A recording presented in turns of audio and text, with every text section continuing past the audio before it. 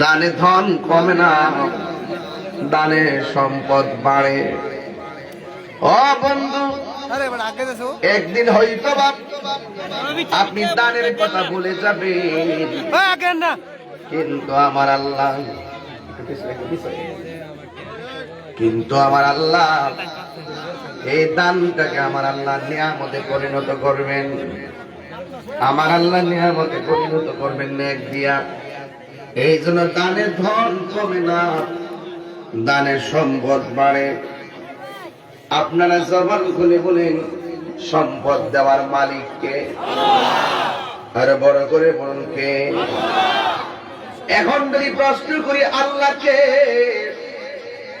আল্লাহ নিজের পরিচয় এভাবে তুলে ধরেছেন কোরআনে, আল্লাহু লা ইলাহা ইল্লা হুয়াল হাইয়ুল কাইয়্যুম। আল্লাহ কোন যিনি ব্যতীত কোনো ইলাহ নাই, যিনি চিরস্থায়ী এবং সর্বনিয়ন্তা। এরপরে আল্লাহ তার একটা স্পেশাল ডকুমেন্টস দিলেন, লা তাখুযুহু সিনাতুন ওয়ালা নাওম। আল্লাহ হলো যিনি, তাকে তন্দ্রা স্পর্শ করে না। আল্লাহ হলো তিনি, যাকে নিদ্রা স্পষ্ট করে না। যার তন্দ্রা নাই, নিদ্রা নাই, তিনি হলো খালেক। আর যার তন্দ্রা নিদ্রা আছে, তারা ওই প্রাণীগুলো হলো মাখলুক। যদি আল্লাহ আমাদেরকে না বানাইতেন, সৃষ্টি হইতাম না। আপনারা আওয়াজ করে বলুন, আমাদের স্রষ্টাকে? ওই আল্লাহ বলে, ও বান্দারে, বান্দা, আমি আল্লাহ করে বড় মায়া করে বানাইছি। আমি আল্লাহ করে বড় মায়া করে বানাইছি। আল্লাহ বলে, ফি আই ইন্নাহু হুয়া ইউবদি ওয়া ইউঈদ। আল্লাহ বলে, ও বান্দা, আমি আল্লাহকে জানোনি? আমি আল্লাহ হলাম তোমার শুরুর মালিক। এর দ্বারা প্রমাণ হয় আমার আল্লাহর শুরু নাই, এর দ্বারা প্রমাণ হয় আমার আল্লাহর শেষ নাই। যার শুরু নাই, যার শেষ নাই, তিনি হলো আমাদের রব। আর যার শুরু আছে, শেষ আছে, তিনি হলো আমাদের বান্দা। তিনি হলো, তারাই হলো মাখলুক। এই জন্য আপনারা জবান খুলি বলুন, আমাদের স্রষ্টাকে।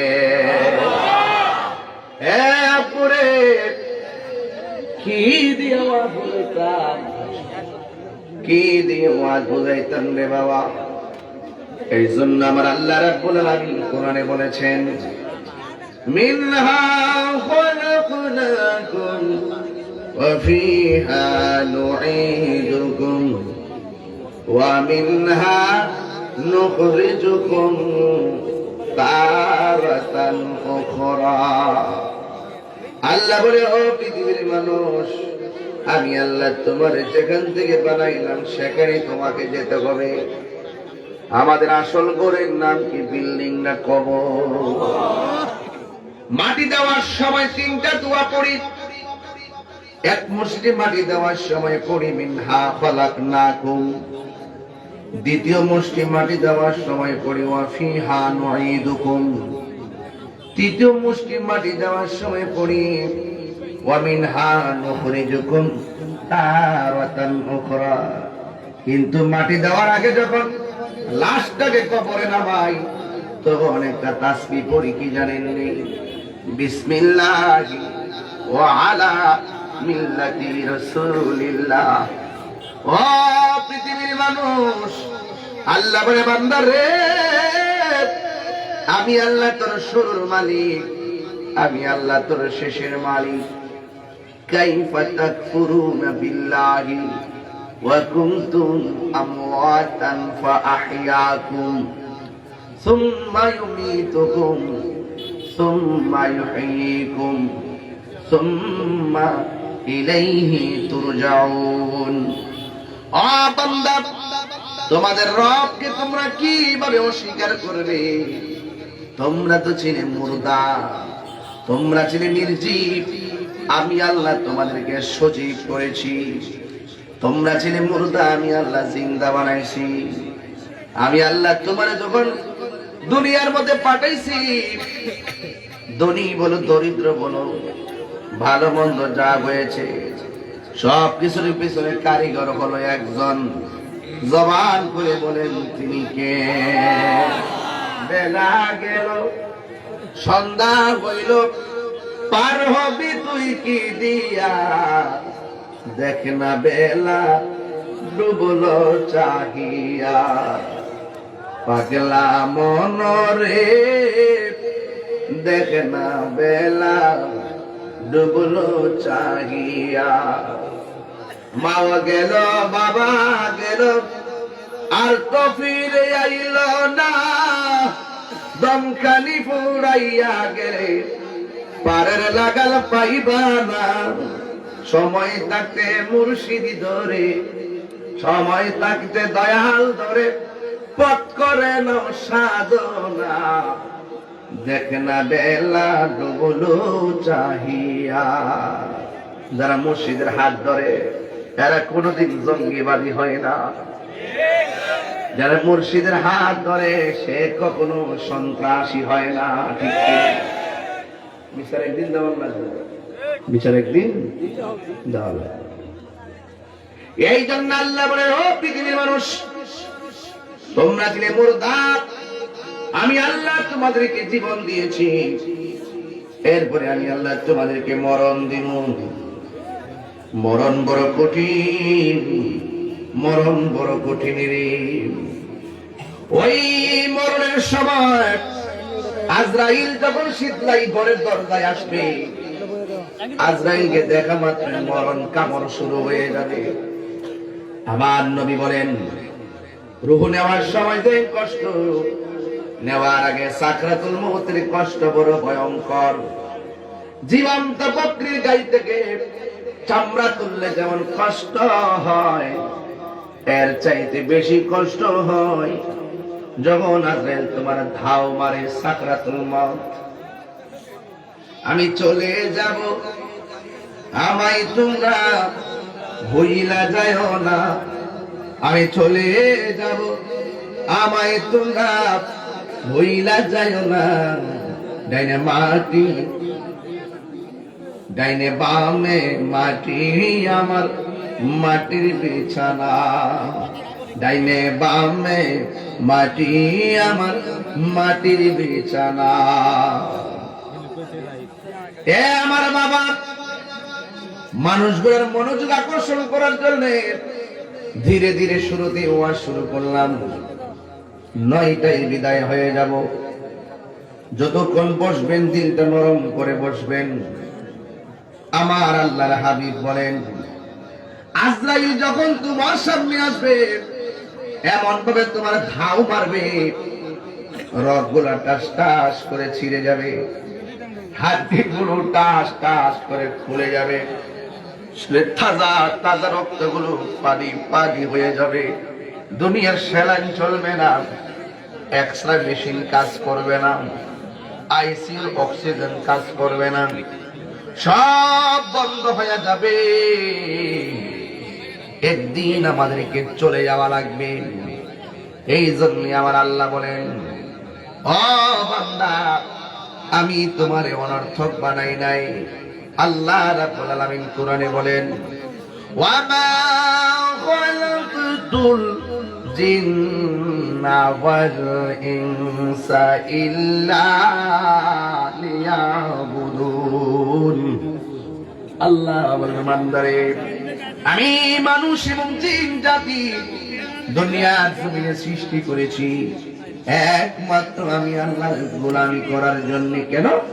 একদিন মাটির ভেতরে হবে ঘরে মনাবার, কেন বান্ধ দালান ঘর? ঘরের জায়গায় ঘর, বাড়ির জায়গায় বাড়ি, কারেন্টের বিলের জায়গায় কারেন্টের বিল।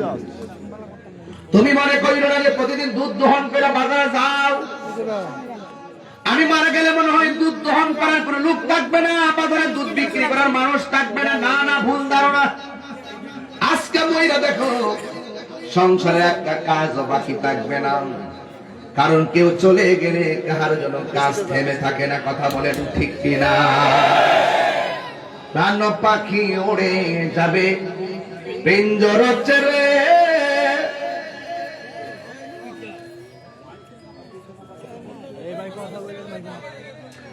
ধরা দামে সবই রবে।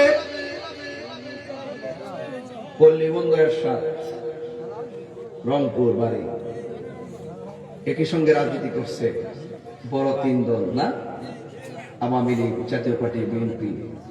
এরশাদ কি আছে? বাজার আছেও, কেউ থাকতো না, সবাই চলে যাবে, কেউ থাকবে না। আপনি কিছু রেখে যান, এটা থাকবে। এই যে এরশাদ সাহেব শুক্রবার জুম্মার ছুটি, এটা তিনি করেছেন। কথা ঠিক কিনা? সংবিধানে বিসমিল্লাহ, এটা শহীদ রাষ্ট্রপতি জিয়া রহমান করেছেন। তথ্য এইভাবে আছে। কথা বলে ঠিক কিনা? ইসলামী ফাউন্ডেশন শেখ মুজিবুর রহমান সাহেব করেছেন। ভালো যেটা রেখে গেছেন আমরা ইতিহাসে পাই। আপনি ভালো কিছু রেখে যান, সব কর্ম মানুষ ভুলে যাবে, যা রেখে যাবে তা মানুষ মনে রাখবে। আছে আছে চলে গেছে না ভাই? এখনো যারা এই গত পরশুদিন দেখলাম আমাদের অনেক মানুষ দোয়া করেছে, কেউ থাকবে না, থাকবে বলছে 15-16। আরে তাহিরি মারা গেলে এই মাটি বন্ধ থাকবে। আজকে কথা ভাই মানুষ ওই আমি চলে গেলে আমার ইউটিউবের ওয়াজগুলো বাঁচবে। কথা ঠিক কি? ইউটিউবে ওয়াজগুলো বাঁচবে, যে ভালো কথা বলে যাই শুনবে। কথাটা ঠিক নেই। প্রাণ পাখি উড়ে যাবে পিঞ্জর ছেড়ে,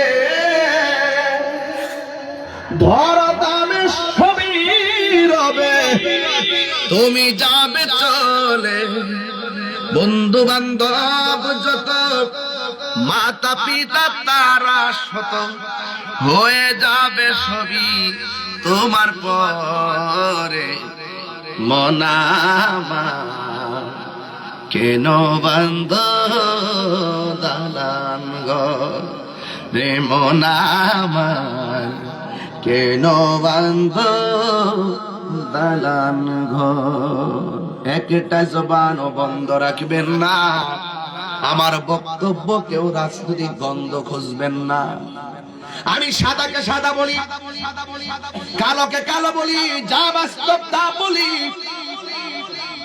একটা কথা মনে রাখবেন, ফুলের সৌরভ মানুষের গৌরব চিরদিন থাকে না। ঠিক না বেঠিক রে ভাই?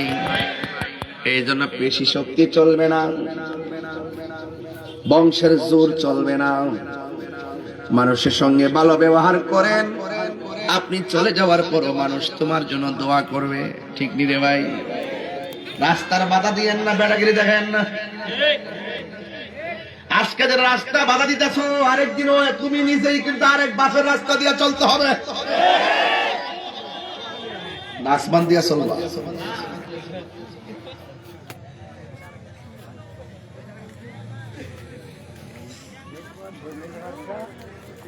আমাদের দেশে রাস্তা বাধা দেয়, ভালো আছে? এই রাস্তার বাধা দেয় না? কি রাস্তা বাধা দেয় না? যারা যারা অতটুকু জ্ঞানী তার সকল রাস্তা বাধা দেয় না। কারণ আমাকে সকালবেলা আরেকবার রাস্তাতে যাইতে হবে। ঠিক নিয়ম। প্রাণ পাখি উড়ে যাবে পিঞ্জর ছেড়ে,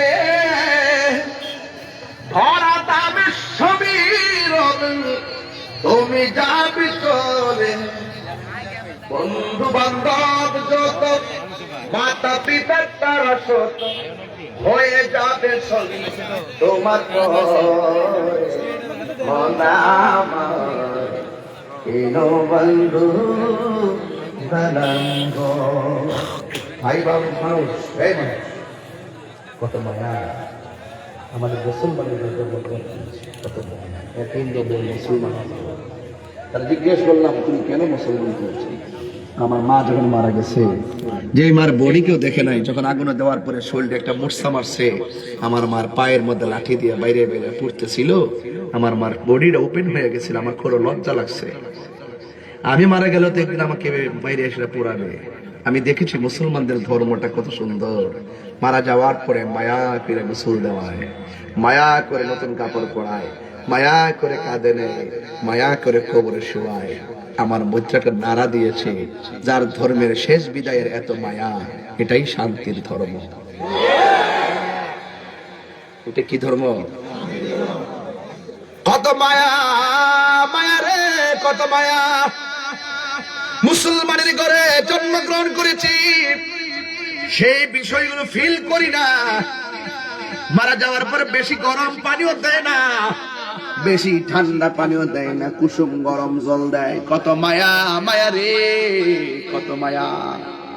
নাকে দিয়া তুলা দেয় যেন পানি না ঢুকে, কানের মধ্যে তুলা লাগায় যেন পানি না ঢুকে। আস্তে আস্তে করে মায়া করে পেটের মধ্যে চাপ দিয়ে পায়খানা বের করে, টিস্যু দিয়া পায়খানা পরিষ্কার করে দেয়। কত মায়া। যেই কাঁধের মধ্যে ভারী রয় না, সেই লাশটাকে কাঁধে নেওয়ার জন্য মানুষ পাগল হয়ে যায়। কত মায়া, কত মায়া। কবরে নামাইলে ঢিল মাইরা ফালায় না, আস্তে আস্তে কবরের মধ্যে নামাই। কত মায়া, মায়া রে মায়া। কে হইব আস্তর লোমান, কে হইব জল, কে হইব বরহি পাতা, কাঁদবে চোখের পানি ঝোলে রে, কান্দে হাই হাই রে সবাই বুক ভাষায় রে। মায়া, দুনিয়াটা মায়ার জায়গা, এই দুনিয়াটা মায়ার জায়গা। এটা মারামারির জায়গা না, এটা কাটাকাটির জায়গা না, এটা মায়ার জায়গা, এটা ভালোবাসার জায়গা। তুমি ভালোবাসো, তোমার ভালোবাসার মানুষের অভাব হবে না। কথা বলেন ঠিক না? মায়া, একটু মায়া বাদ দিয়ে দেবো ভাই, একটু মায়া করে চলে। আরে ভাই সব তো চলে যাবে, আমার বিষয় দিচ্ছে কবরের হাস। কথাটা ঠিক কিনা? আমার যুবক ভাইয়েরা, আমার রাসূল বলেছেন, আমি যখন মেরাজে গিয়েছি, আল্লাহ আমারে অনেকগুলো আযাব আর গজব দেখাইছেন। আমি দেখলাম যত কষ্ট আছে সব চাইতে ভয়ঙ্কর কষ্ট হলো একমাত্র কবরের আযাব। কিসের আযাব? ওই কবর আযাব বড় কষ্ট। আল্লাহর হাবিব বলেন, আমি শুধু দেখেছি বেনামাজির কবরে বেশি শাস্তি হয়। কবরের প্রথম রাতটা বড় ভয়ঙ্কর। মাটি দিয়ে যে আয়েশা পুরান খবর লইছেনি প্রথম রাতের খবরটা।